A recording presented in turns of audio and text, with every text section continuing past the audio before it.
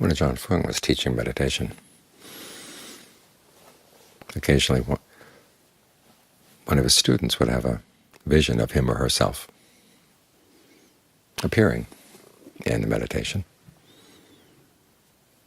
And so Ajahn Fuang would have the person imagine the body decaying, what would it look like in 5 years' time, 10 years' time, 20, 30, 40, dead, after it had died, first day, second day, third day, and then finally cremate it. There was nothing but ashes, and then bring it back, step by step, to the present moment. It's good exercise in thinking about what's going to happen when the mind is calm and when it's collected, so as to avoid the usual fear and dismay that comes with thinking about these things. Because these things will happen, and they don't go away when you don't think about them. In fact, if you don't think about them, don't let yourself think about them, then it's a huge shock when aging, illness, and death come.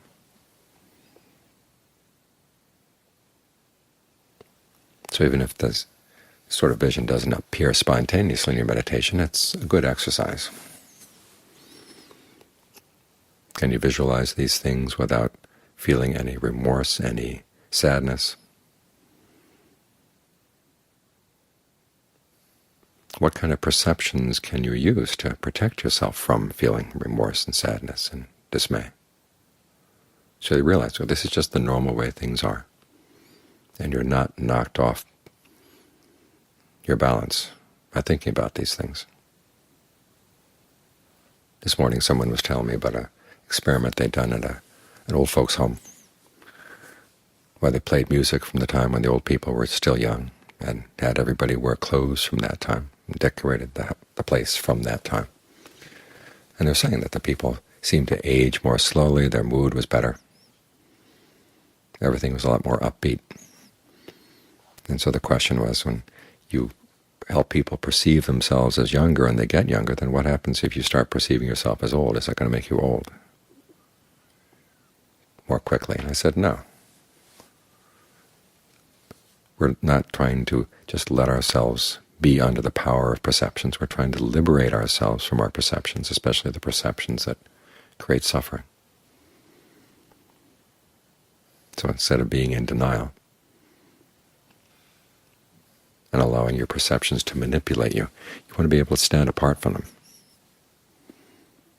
I mean, after all, I've noticed that monks tend to age more slowly than lay people. I think a lot of it has to do with this ability to think about things that ordinarily people shy away from. They know they're going to happen. We know we're all going to die at some point. You know something's going to happen, but you don't allow yourself to think about it. There's a huge disconnect in there. There's a lot of tension. Whereas if you can train the mind to contemplate these things and find ways of perceiving your own aging, illness, and death in a way that doesn't disturb the mind at all, that lifts a huge burden off the mind. This comes under the principle of respect for heedfulness. In other words, realizing that we have to take time to think about things we don't ordinarily like to think about, so that we will be prepared when the things we don't like to have happen will happen. You can't avoid it. And Ajahn Fuang once said that as soon as you're born, you enter the queue to die, and you don't know where you are in line. You may think that you're newborn, so you're way at the end, it's going to be a long time, but sometimes people die in the womb, they die soon after they're born. It can happen at any time, any age.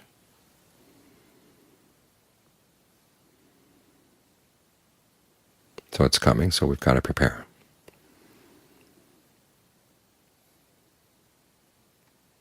And the best way to prepare, of course, is, in addition to allowing yourself to think about it, and just looking at the perceptions that come up.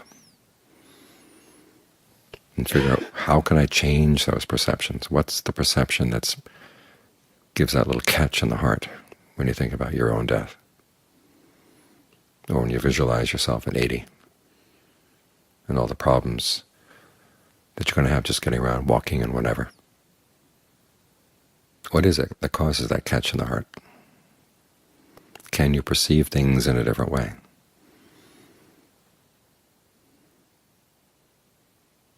So in addition to that questioning of your perceptions, just working on your concentration so you have some stability. The mind needs its foundation inside. First with the concentration, and then with the discernment as you learn how to notice what motions of the mind go toward suffering and what other motions go away. This becomes your foundation, your safe place.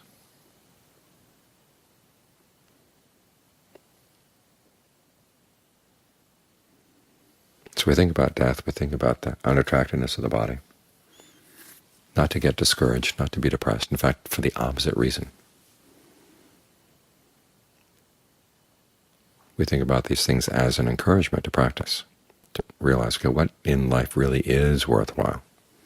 The body is useful, but we can depend on it only up to a point. And if you get attached to it, that becomes one reason to fear death. Altogether, the Buddha said there are 4 reasons for fearing death. One is attachment to sensual pleasures, or sensuality, just your ability to think about sensual pleasures. The second is attachment to the body. The third is realization that you've done something really unskillful and might have to pay for it. And the fourth is the realization you haven't really seen the true Dharma. Because when you see that there really is something deathless, that can be found through the path. That lifts the fear of death immeasurably, because you realize that it's not the end.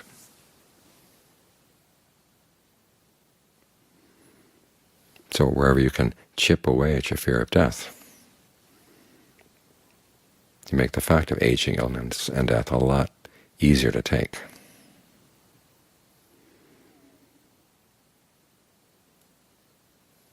And it's one of the essential projects of being a human being.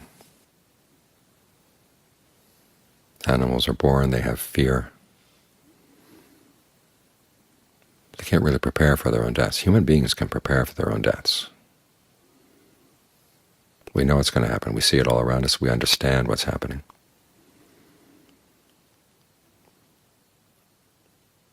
And so we should take advantage of the warnings that are all around us. In the canon, they call these the divine messengers. In some cases, it's a baby, newly born, crying, suffering. An old person, a sick person, a dead person. Sometimes they add to the list someone who's in prison and in chains. These are the warnings all around us, and as human beings we can see them and we can think about them, and we can learn how to take advantage of them so that we don't have to suffer when unfortunate things happen. That's the whole purpose, say, of body contemplation. Is how can you contemplate your body and think about all the parts in there in such a way that the mind doesn't get disturbed? How can you think about your own death in such a way that the mind doesn't get disturbed? Root out the perceptions that cause suffering. And you've done a lot of the work that needs to be done in the mind.